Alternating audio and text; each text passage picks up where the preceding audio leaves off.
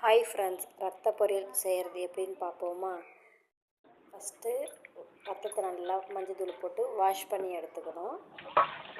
Wash பண்ணி எடுத்துட்டதுக்கப்புறம் இது நல்லா கையால் நல்லா பிசைஞ்சு கட்டி இல்லாமல் கரைச்சி எடுத்துக்கணும். கரைச்சி எடுத்துக்கினதுக்கப்புறம் இதுக்கு என்னென்ன தேவைன்னு பார்த்தா,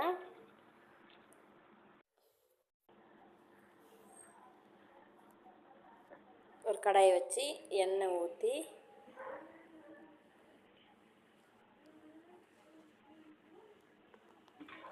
கடுகு போட்டு கறிவேப்பிலை போட்டு வெங்காயம் போட்டு நல்லா வதக்கி எடுத்துக்கணும். அது லைட்டாக கலர் சேஞ்ச் ஆகிற வரையும் வதக்கி எடுத்துட்டு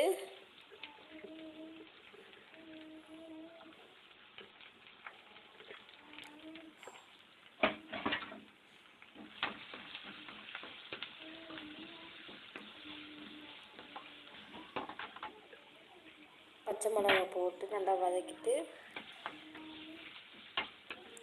இஞ்சி பூண்டு பேஸ்ட்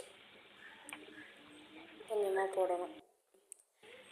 அது நல்லா வதக்கிட்டுக்கப்புறம் இஞ்சி பூண்டு அந்த பச்சை வாசனைலாம் போகிற அளவுக்கு நல்லா வதக்கணும். வதக்கிட்டுக்கப்புறம் ரத்தத்தை எடுத்து கரைச்சி வச்ச ரத்தத்தை எடுத்து ஊற்றணும். நம்ம ஊற்றிட்டு நல்லா கிண்டணும், அடி பிடிக்காமல். அதில் நல்லா கிண்டிக்கிட்டே இருந்தோம்னா நல்லா வெந்து கலர் சேஞ்ச் ஆகும். சேஞ்ச் ஆகிட்டதுக்கப்புறம் பெப்பர் தூளும் கொத்தமல்லி தலையும் போடணும். அவ்வளோதான், ரத்த பொரியல் ரெடி. இதில் இரும்பு சத்து அதிகமாக உள்ளது. சாதம், முட்டை ஆம்லேட், ரத்த பொரியல் இன்றைக்கி சமையல்.